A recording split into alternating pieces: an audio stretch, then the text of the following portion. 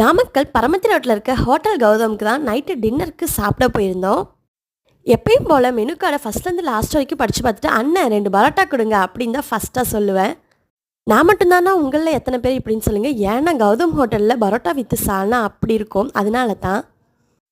அதுக்கப்புறம் பண்ண பாருங்கள் ஒரு பெரிய தப்பு. மட்டன் பிரியாணி இருக்கான்னு கேட்டேன், இல்லை சிக்கன் பிரியாணி தான் இருக்குன்னு சொன்னாங்க.